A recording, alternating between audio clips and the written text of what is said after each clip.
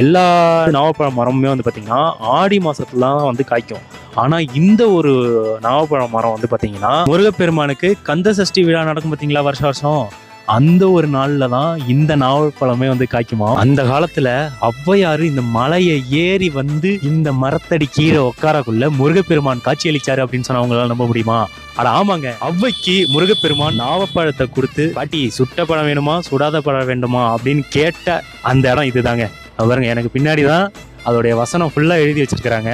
ஔவைக்கு வந்து சுட்ட பழம் வேண்டுமா சுடாத பழம் வேண்டுமான்னு முருகனே வந்து தமிழ் புழமைய ஔவைகிட்டேருந்து அப்படி ஒரு இதை சொல்லியிருக்காரு. எப்படின்னா ஔவையார் வந்து தமிழில் வந்து சிறந்து விளங்கினவங்க. ஸோ அவங்கள நம்ம டெஸ்ட் பண்ணி பார்ப்போம் அப்படின்னு சொல்லிட்டு முருகப்பெருமான் காட்சி அளித்த இடம் தான் இது. ஸோ பார்க்குறதே செம்மையாக இருக்குங்க.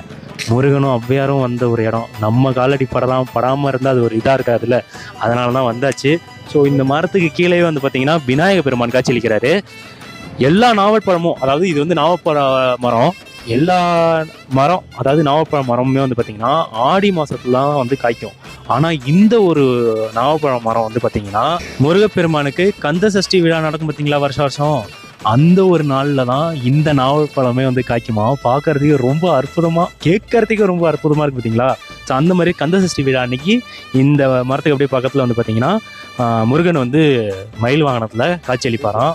ஔவையோட ஒரு ஆசீர்வாதமும் முருகப்பெருமானோட ஆசீர்வாதமும் கண்டிப்பாக இந்த இயற்கை நாவல் பழம் மரம் மூலயமா நமக்கு கிடைக்கும். கண்டிப்பாக இங்கே வந்தீங்கன்னா அந்த விநாயகர் பெருமானையும் மறக்காமல் வந்து தரிசனம் பண்ணுங்கள். சூப்பராக இருக்குங்க, ஒரு இயற்கை செம்மையாக இருக்குது. அந்த காட்சியை பார்த்தீங்களா, அந்த படத்தில் வரும் பார்த்தீங்களா, அதை அப்படியே இங்கே பின்னாடி காமிச்சிருக்காங்க. செம்மையாக இருக்குல்ல. ஔவைக்கு நாவல் பழம் கொடுத்த முருகப்பெருமான், அது இங்கே தான் ஆரம்பிச்சுது. முருகனே இந்த இடத்துக்கு வந்திருக்காருன்னா பார்த்துக்கோங்க. ஸோ மறக்காமல் நீங்களும் வாங்க. நம்ம மதுரையில் இருக்கக்கூடிய பழமுதிர் சோலைக்கு ரொம்ப அற்புதமாக இருக்குங்க. நீங்கள் எல்லா முருகன் ஆலயத்துக்கும் வந்து பார்த்திங்கன்னா கொஞ்சம் தூரம் படியேறி போகிற மாதிரி தான் இருக்கும். பழனிக்கு அடுத்தபடியாக எனக்கு தெரிஞ்சு இந்த மலை தான், பழமுதிர் சோலை தான் ரொம்ப தூரம் ஏறி வர மாதிரி இருக்குது. பழனிக்கு அடுத்தபடியாக, அதுக்கப்புறம் திருத்தணி, அப்படி தான் நான் சொல்லலாம்.